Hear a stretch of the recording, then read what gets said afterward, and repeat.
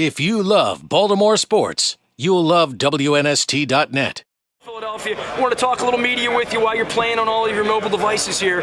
Let's talk about the game a little bit. Another one in the car, but the car's back in Philadelphia. No, it's cold as hell. I don't want to go back there right now. I mean, it's rainy and horrible here today, but at least we're in Florida. The game, and one of the reasons I launched this blog is because I don't think you could be down here in Radio Row or in the media center without feeling the impact of the marketing of this game and how big this game has become. And it's a backdrop for a gigantic party. There's no doubt about that. But we got a good game this year. I mean, we have the two best teams this year. These are the two best teams. And if somebody blows somebody out, a lot of people are having a hard time finding a way for the Saints to win. I don't know that I agree with that. Based on the seed, yes. I thought San Diego was the best team. But they didn't prove it on the field. They did. Yeah. No, they didn't. So, and that's what they get for. If you can't beat a 9-7 team at home, you're not allowed. Joke, but it should be a really good game. But the NFL has marketed themselves. It's not just this game. This is an event, and when it gets to the game, it's almost over by the time it gets to the game. It's the whole week lead up. It's all the marketing things. It's players running around promoting this product and that product. I get all that, but the NFL has marketed their product better than any other sports league in the world. What do you think the magic is? And I'll give you my theory.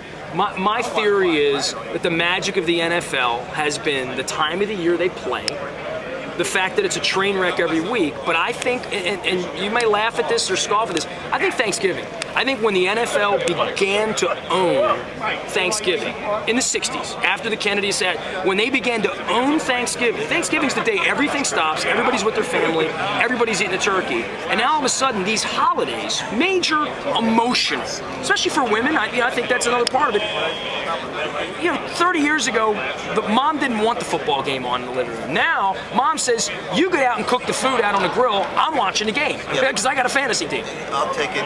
You don't have to wait till Thanksgiving, the way I look at it. Every Sunday is a party, assuming that now there's Saturday nights and Sunday nights. But it's a family party. It's a tailgate now where mom and dad go to the games. And that's good. That's only one day a year. I think the party for people to get together with friends happens every week, whether it's at the game, whether it's at that person's house. And it's an event, a baseball game. There's too many baseball games to have that kind of event. Basketball and the NBA is in trouble anyway, I think.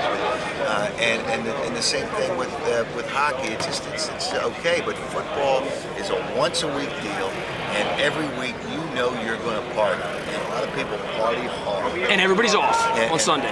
Everybody's off. Even on Monday night, they take off on Tuesday. And once later on Monday night, I'm sick. I got flu-like symptoms. That's the favorite. That's actually the favorite ailment of any NBA player who doesn't want to practice, flu-like symptoms. Flu-like symptoms. That was Allen Iverson's best reason he didn't practice. Every day they said Allen Iverson had flu-like symptoms. I've had that when I've had a hangover. It's been flu-like symptoms. Well, it can happen with that. It can happen with that. Howard Eskin is here. Howard, tell me one last little bedtime story before you go off and do your show.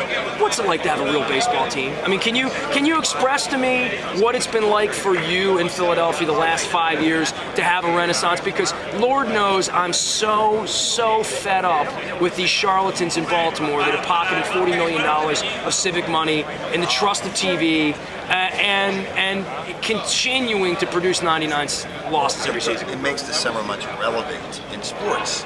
You see, for years, the Phillies were in that situation. Up until... Well, you know what I'm going through, sure. Up until 2007, the Phillies had played one playoff series in 25 years. 83, that was it. Well, actually, it wasn't one playoff series. From 83 to 2007, 93. Right. They had one playoff team.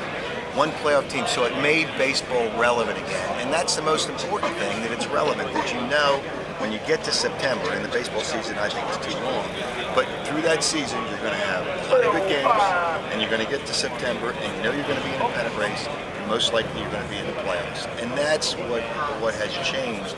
It's not a complete tune-out for baseball saying, I'm just going to wait for football training. Because the Ravens are still a good team, the Eagles are a good team, and you would always wait in Philadelphia, we'd always wait for training camp in July or August. Now you go through baseball, the football season's still big, but it made summer months relevant. If you love Baltimore sports, you'll love WNST.net.